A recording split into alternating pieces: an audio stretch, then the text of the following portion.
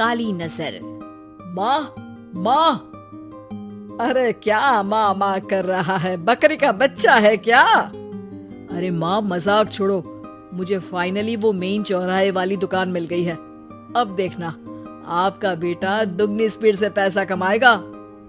उफ़, ये क्या? मेरी ऑनलाइन मेकअप क्लास चल रही है। इतनी जोर से क्यों बोल रहे हो आप दोनों? अरे मेरी धर्म पत्नी जी, मेकअप क्लास बाद में करना। वो चौराहे वाली दुकान मिल गई है हमको। अरे वाह, रुको मैं अपनी माँ को फोन लगाकर बता देती हूँ। अरे मैं भी अपने रिश्तेदारों को बता देती हूँ। कितनी खुशी की बात है। हाँ हाँ, मैं भी अपने दोस्तों को बता देता हूँ। 1 हफ्ते बाद रजिस्ट्री है। बस घर में खुशी का मौका था। उन तीनों ने अपने अपने फोन उठाए और लोगों में बात फैलाना शुरू कर दिया। और रही सही कसर श्वेता बहू ने अपने पड़ोस में सबको बताकर कर दी। अरे वर्मा आंटी, अब हम भी जल्दी कार ले लेंगे। घर का रेनोवेशन होगा और ठाट से रहेंगे हम भी। अरे ऐसा क्या हुआ? लॉटरी बाटरी लग गई है क्या? अरे इस बार चौराहे वाली मॉल में हमको भी दुकान मिल गई है। दुकान नंबर 21, जो एकदम चौराहे पर है। अब ग्राहक बढ़ेंगे तो आमदनी भी बढ़ेगी ही ना। अरे वाह, कितनी खुशी की बात है। मैं बहुत खुश हूँ तुम्हें इतना खुश देख के। बाकी एक बात कहूँ, सबको मत बताते फिरना। किसी की नजर लग जाएगी तो खुशी की खबर वापस लौट जाएगी। हैं? ऐसे थोड़ी ना होता है। अब डरा रही हो। अरे सही कह रही हूँ। काली नजर कहते हैं इस चीज को, जब आप किसी को कुछ बताओ और वो काम बिगड़ जाए। अरे लेकिन मैं तो। तुमने सबको बता दिया ना? हाँ, फोन लगा लगा के। अब बच के रहना। काली नजर बड़ी खतरनाक होती है। श्वेता इतनी खुश रहती है कि वो वर्मा आंटी की बात पर ध्यान ही नहीं देती, जबकि पड़ोस में और भी लोगों से खुशी की खबर शेयर करती रहती है। अगले दिन राजेश बहुत दुखी होकर घर आता है। अरे बेटा, क्या हुआ? मुंह क्यों सूजा हुआ है? मधुमक्खी ने काट लिया क्या? माँ, वो दुकान किसी और के पास चली गई। किसी ने ज्यादा भाव लगा दिया। अरे पर बात तो आपसे हुई थी ना उस दुकान वाले की। हाँ, आज मैं टोकन अमाउंट देने गया था, तब मुझे पता चला। कोई आकर सुबह मुझसे पहले ही ज्यादा अमाउंट दे गया। काली नजर। क्या कहा? वर्मा आंटी ने समझाया था कि किसी को बताना मत, वरना काली नजर लग जाएगी। अच्छा, तुम्हें उनकी बात मान लेनी चाहिए थी। उनकी बात मान लेती, लेकिन उसके पहले ही सबको बता चुके थे ना हम तीनों। अरे अगली बार से ध्यान रखेंगे। कोई भी नई चीज होगी तो किसी को नहीं बताएंगे। तीनों कुछ दिन ऐसे ही रहते हैं, पर एक दिन श्वेता को एक मेल आता है। राजेश, मेरा ऑनलाइन मेकअप कोर्स कंप्लीट हो गया। अब मैं खुद का पार्लर खोल सकती हूँ। अरे वाह, अपने मोहल्ले में ही खोलते हैं। ये जो घर के सामने दुकान है ना, वहीं। हाँ, यहाँ सस्ती भी मिल जाएगी।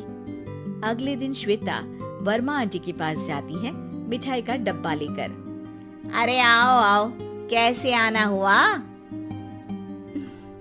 जोर से नहीं बोलूंगी। वो सामने वाली दुकान है ना, वहाँ मैं अपनी पार्लर की दुकान खोलने वाली हूँ। उसकी मिठाई है। अरे वाह, बहुत बधाई हो तुमको। हाँ, मैं कमाने लगूंगी तो राजेश पर पूरे घर का बोझ नहीं रहेगा ना आंटी जी। ये तो है, पर ये बता कि तूने ये बात किसी और को तो नहीं बताई ना? अरे नहीं नहीं, पिछली बार गलती कर दी थी। काली नजर लगी किसी की और राजेश के हाथ से वो दुकान चली गई थी। सबको मत बताना। चलो मैं चलती हूँ, कल दुकान की बात करने भी तो जाना है। अगले दिन श्वेता दुकान के लिए मालिक से बात करने जाती है। अरे लेकिन दुकान तो हम कल रात को ही किसी को दे चुके हैं। कल ही? हाँ, कल ही।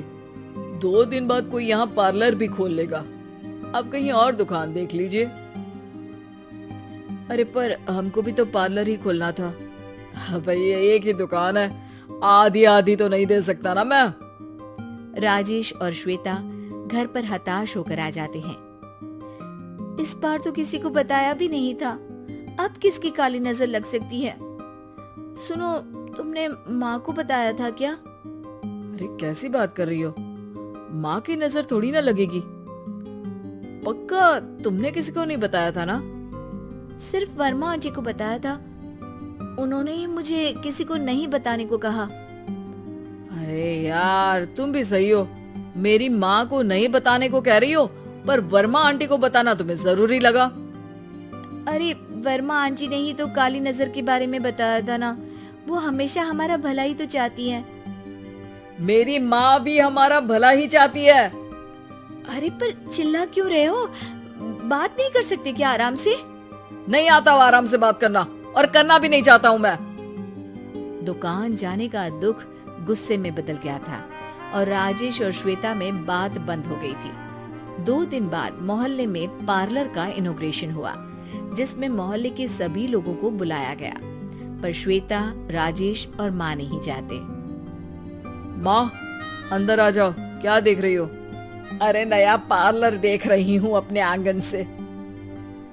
देखो, माँ को दूसरे का सुख देखने में कितना मजा आ रहा है, मेरा दुख नहीं दिख रहा इन्हें। यहाँ मेरा पार्लर भी तो हो सकता था।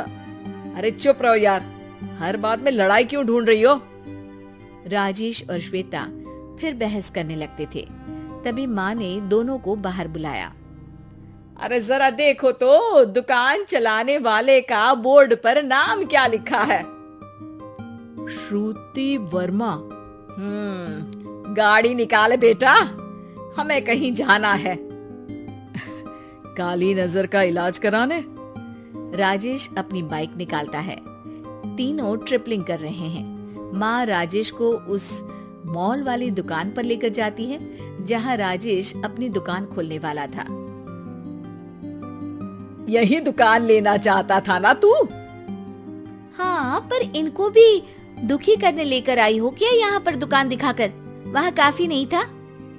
अरे श्वेता थोड़ा सब्र रख, अभी पता चलेगा कि हम यहाँ क्यों आए हैं। बता, इस दुकान चलाने वाले का नाम क्या है? अनुपम वर्मा। कुछ समझ में आया? वो दुकान वाली श्रुति वर्मा, ये दुकान वाला अनुपम वर्मा, और हमारे पड़ोस में हमने उस दुकानों के बारे में बताया किसको था? अब वर्मा आंटी को। मतलब वर्मा आंटी ही हमारा काम बिगाड़ रही है? नहीं नहीं, ऐसा नहीं हो सकता, ये बस इत्तेफाक है। राजेश अपना फोन निकालता है और श्रुति वर्मा और अनुपम वर्मा के नाम फेसबुक पर सर्च करता है, जहां ये दोनों ही वर्मा आंटी के रिश्तेदार होते हैं। श्वेता को समझ में आ जाता है कि वर्मा आंटी की ही नजर काली नजर है। अब क्या करना है?